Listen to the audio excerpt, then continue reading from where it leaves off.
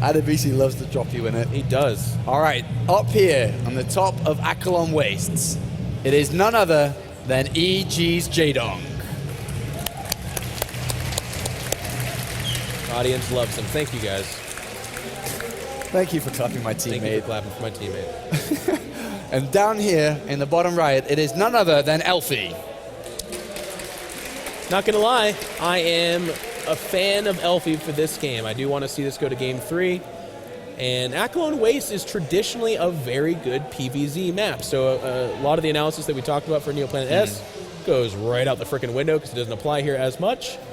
So Akelon Waste, your natural, very easily defended. That ramp, while large, is pretty good for a wall in, and it's just the one ramp. There's no back door that we're totally concerned about. But the reason this map becomes a big Protoss map is because of the structural rocks that Adebisi just showed us, which gives you access to a third. Now, a third close to the natural, that's good, but what makes this map particularly good is that that third only has one entry point, and because it only has one entry point, even with those structural rocks, that too becomes very defensible as well. So this is a great Protoss map for those reasons. And it's not so good of a swarm host map. No. It's kind of big. If it's cat style, it's okay. Just because the swarm host in the middle of the map with a million spine crawlers and spore crawlers can be good. But to your point, it's not a great swarm host map. Wow, this map's great for swarm host. Yeah, I wonder what style Jaedong... I mean, Jaedong can pretty much play any style. I don't think that he's limited to just swarm host, for example, which we saw in the previous game. I think he's definitely a very good layer player. A lot of Zerglings, a lot of roaches, good surrounds, good macro. And just translate that into an advantage that he can use later on, whatever he chooses to use. And I'll tell you, some Zerg players do... There's that pylon again that he's thinking about. I'll tell you, Elfi wants these weird cannon rushes, so that gets canceled, but he was thinking about a pylon on that high ground. He's not going to go for it because Jaedong sees all, but he's definitely tooling with the idea. What I was going to say, though, some Zerg players make the mistake of opening, like, Roach Ling or Roach Hydra on this map. This map is limiting in that way that if you do that, the Protoss can sit behind their wall in and play Monty Python where they call you names, and you just don't do anything. And then those units become completely cost ineffective when you try to throw them away. But the Protoss is happily on 3 bases, so you're probably trading like 20 Roaches and whatever amount of Lings for like force fields, which is just not a good idea.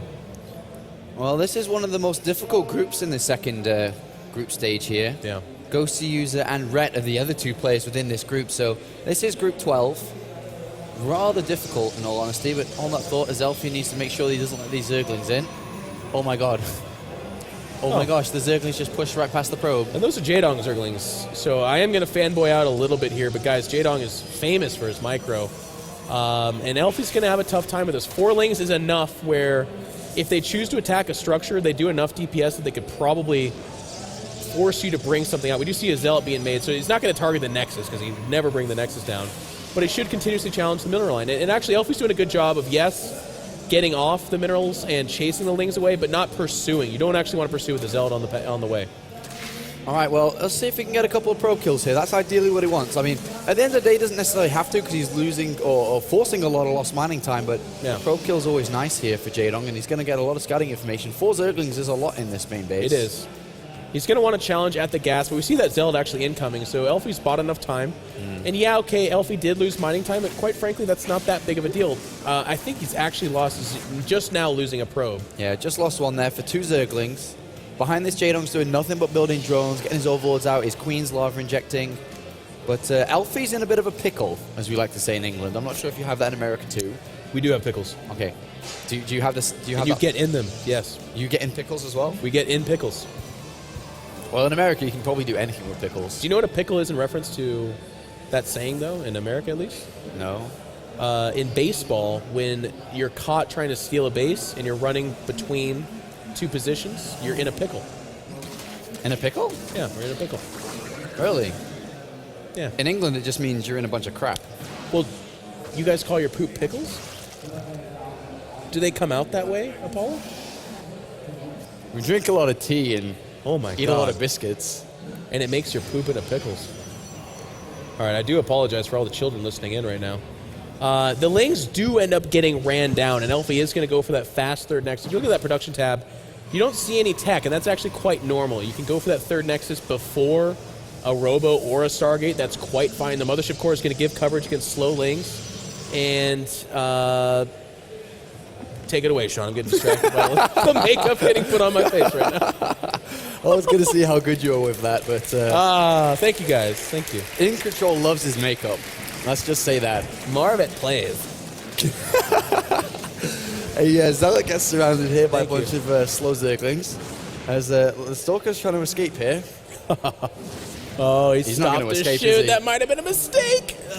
No, he's fine. Okay. Deion Sanders there. The slow Lings are a little bit interesting, though. I think Jaedong toyed with the idea of challenging the next side, but again, these are slow Lings, and that is a Mothership Core, and it will take a year and a half to kill anything, but it will kill everything. So I don't know that Jaedong should have gone for this, and that's good for Elfi.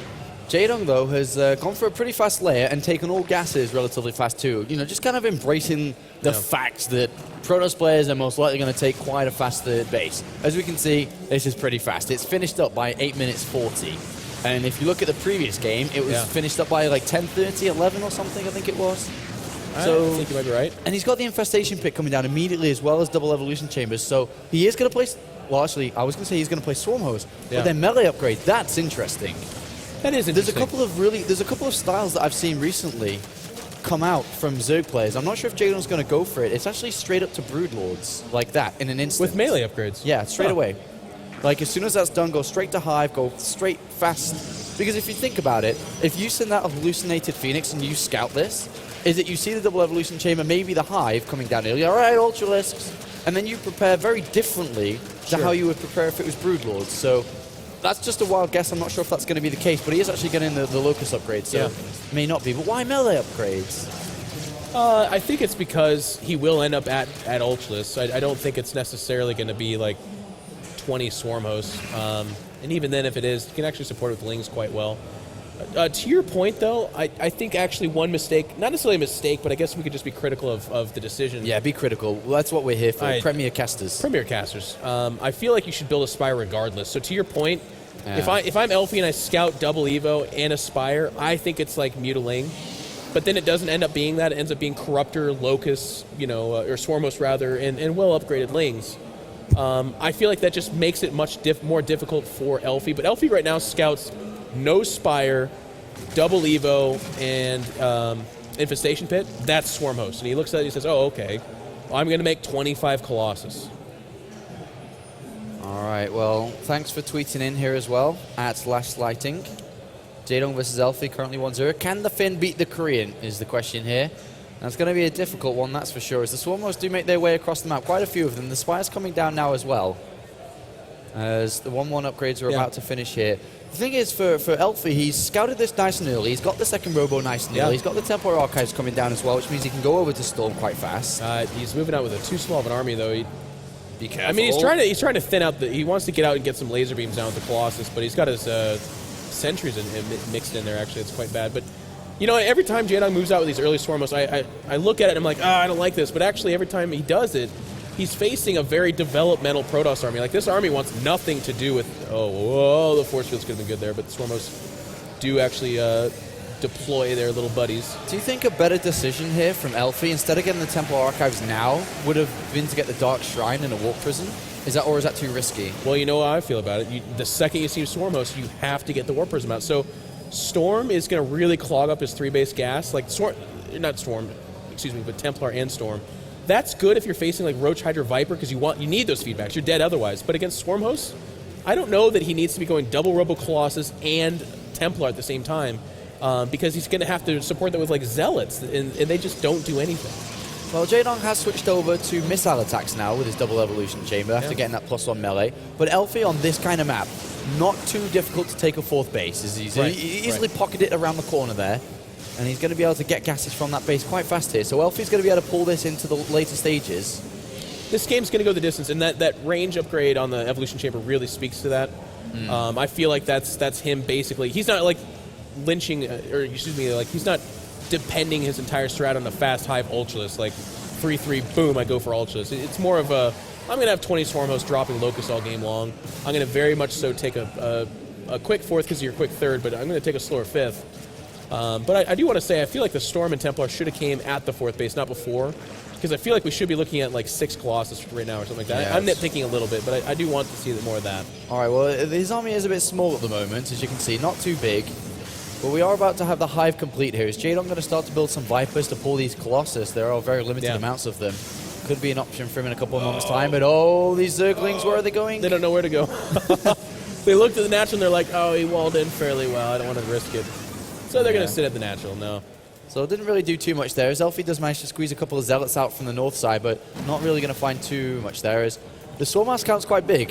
Jaedong's going to move them forward and it's going to start piling the pressure on into this open area. Creep spread all the way to that point, by the way. Very important to note. Like, a lesser Zerg would not have that creep spread, which means that the Swarm Host and the support units like Queens are going to be that much more vulnerable. Oh, those poor probes. Like, 2 of them made it through. To be honest, one of the first actual strikes to either of the players throughout the entire game, a very passive one. Very passive. Jaedong manages to bring down quite a few. Oh, the Templar! No, why? Elfi, why? One, so he kills a bunch of probes and a Templar with just Locust now. So Jaedong's starting to take a bit of an edge in this game. Mothership Core goes down as well on the left-hand side as these Corruptors starting to rain havoc on that left-hand side flank. Yeah, but, I mean, where is Elfi going? Where does he need to be? Not here. I mean, this army needs to be getting those Locusts' attention elsewhere. If they can just sit there and deploy Locusts over and over and over again like this, it's going to be quite bad. That being said, though, Elfi is growing his army. Like, he is at that critical mass of Colossus. He's adding the Stalkers. And with Storm, he can destroy a volley of Locusts quite quickly, as we can see here. So if Jaedong loses those Swarmos, that's it. That's game for him. It's really hard to supply behind that. All right, well, it's going to come down to the fights, most likely. With the Vipers coming in now, Jaedong's going to attempt to start pulling some of these Colossus in.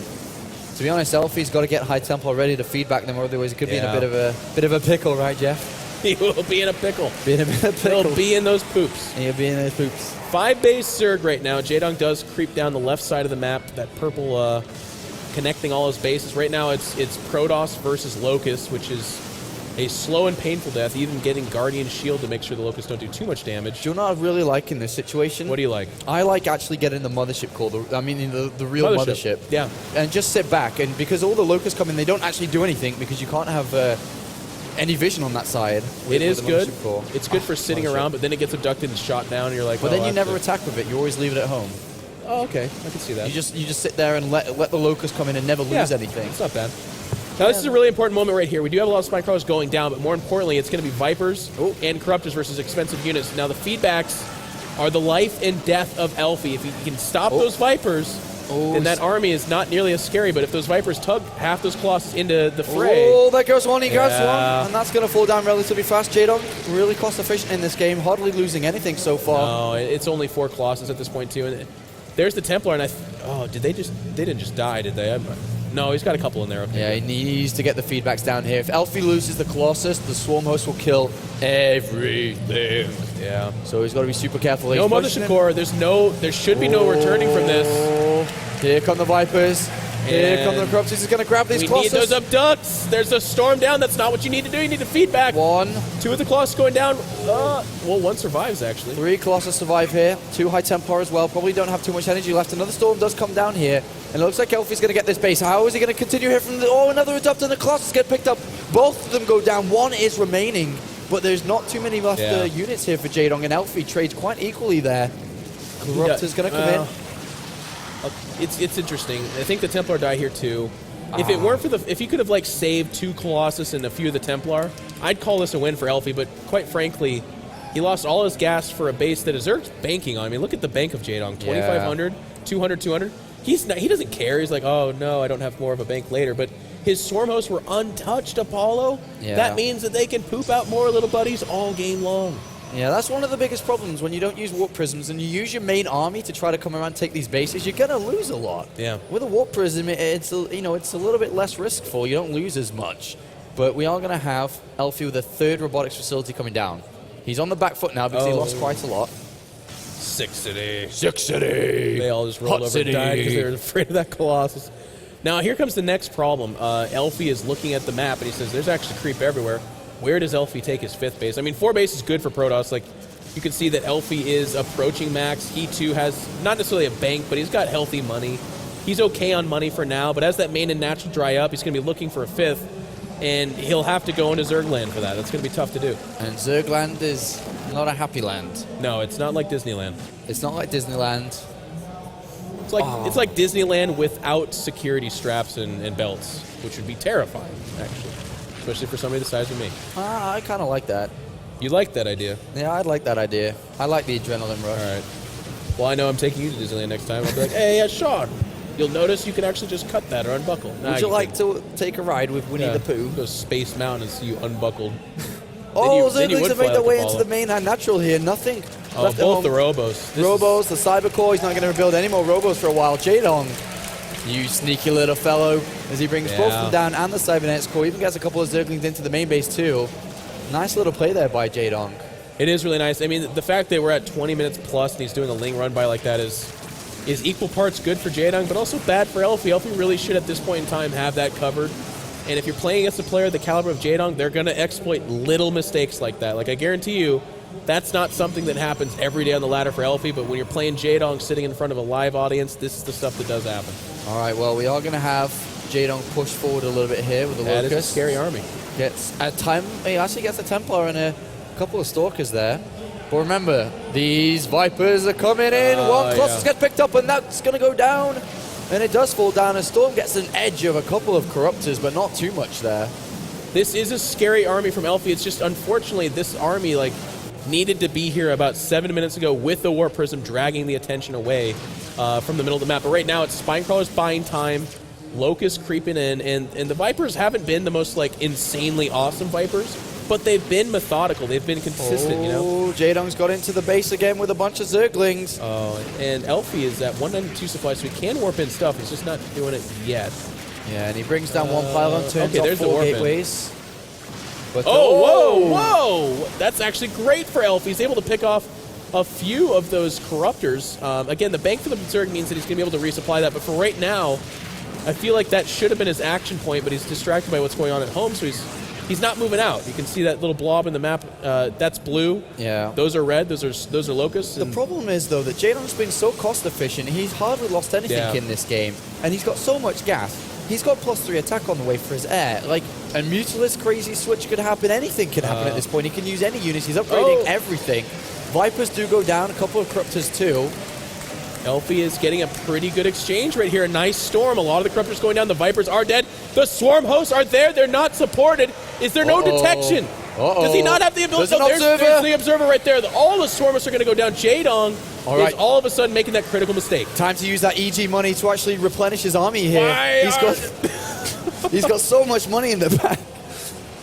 Yes. 29 Mutalisks. See, being on EG, you can afford 29 Mutalisks to come out in an instant. Yeah, any other Zerg player on lesser known teams, they can't do that. No, that's just monster money right there. That's monster money right there. And that's a lot of units coming in. And Elfi has no idea that this is coming in. No, all of a sudden those Stalkers become pretty silly. This is like, well, I don't have really an analogy for it. It's not very good. The Archons are going to be great for stand-up fight, not good for defense. You want those ranged Phoenix, Storm, or something. Elfi, I mean, he's got pretty good cannon coverage in his one healthy mining base, but look at that. That's the natural. We just saw the third from Adabisi. And it's Shantytown. They are on threadbare right now. They're not doing too hot. All right, let's see the Mutalisk rain some terror down. Oh, God, that's not what I expected. No. Rain some terror. They're like, run for our lives! I could have sworn I just saw all the Swarmos die, but there are another batch of Swarmos just there. Oh, he's got to be careful. Oh. Good storm right there, though. And I tell you, Elfi with this army control is keeping himself here. So good play from Elfi, considering he's been on these 4 bases for so long. He's certainly not his macro that's keeping him alive, but it's definitely the army control. He's doing great. Yeah, he's doing so well here, and he's got such a good army. How does Jaedong stop this? We'll find out soon. Jaedong still has 6,000 gas in the bank, so he has a couple of options. He has, well, it depends on his lava as well. He must be hitting those lava he's going to base trade. Going to base trade back. And what's Elfi going to do? Does he come back? Does he go forward? He's got to keep going. He has to keep going. But how does he stop everything else? How is he going to stop the Mutalisk from killing everything? I agree with you. It's just if he goes home. Oh, the Swarm host going down as well. Does he still have an Observer? If he loses that Observer, he's in big trouble because the Swarmers could just constantly launch. The Templar have all been made in Archons except for I think just one of them. I wish Jaedong set himself up for a situation where he's like, oh, okay, 20 Ultras. 20 Ultras here would have been great, but he's not. So he's just going to go for the base trade. He's actually remaking the Spire just to be safe. God. There's a million Spinecrawlers. And how many meters is he making? 27 more. Oh, my God. And he's already got 24. Well, he can actually just win the straight-up fight, even with those Archons. You just magic box them, and they're great. Yeah, Jaedong's just got too much money at this point. Despite Elfi crushing through, he's been on 4 bases for 28 minutes. Jaedong's been on 5, 6, 7. I don't even know how many bases he's been on now. He's got a bunch of spine crawlers at that south position. Just Another standard expansion EG down here. Buying the win. Just buying the win. Freaking buying the win. You guys. Jaedong didn't even micro like this stupid player. Stupid player. What a I joke. gave Elfi What a $50 to give me this best of 3, and he did. Yeah. He's on Team Ents. They don't quite have the sponsors you guys do. Look at this. He's targeting the one Archon like a jokester. If it weren't for all that money, he totally would have lost. Idiot. Another Nexus is going down here as Jaedong continues the onslaught as more and more Mutalisks pop out. And at the end of the day, if you look at the units tab, what really does Elfi have to combat this? 2 Archons and 20 Stalkers. 4 High Templar thrown in the mix as well, but there's 47 goddamn Mutalisks. Yeah, that's the problem. I mean, actually in a straight-up fight, if you were to land a Storm and the Archons were to get off any kind of blast on a compacted group of Mutalisks, he could actually win a stand-up fight, but that should never happen. What should happen is that Jaedong uses those 47 Mutalisks to kill all the buildings of Elfi, because if you look at this, I mean, Elfi actually only has 200 minerals, so even if he were to somehow escape with his probes, he's not going to be able to remake anything. But I think Jaedong will go for the stand fight because those Archons just got tickled to death by those phallic spine crawlers. Yeah, I think Jaedong may take a stance what are you on doing? his spines. Oh, God! Not that it mattered, but you just move command into the spine crawlers. An man. Archon falls down as well as a couple of Stalkers too, and Swarm hosts to really annoy Elfi some more as Jaedong, currently leading this series 1-0, is looking at taking this 2-0 very shortly as the flock of Mutalisks comes in. They're in duck formation! Oh, no!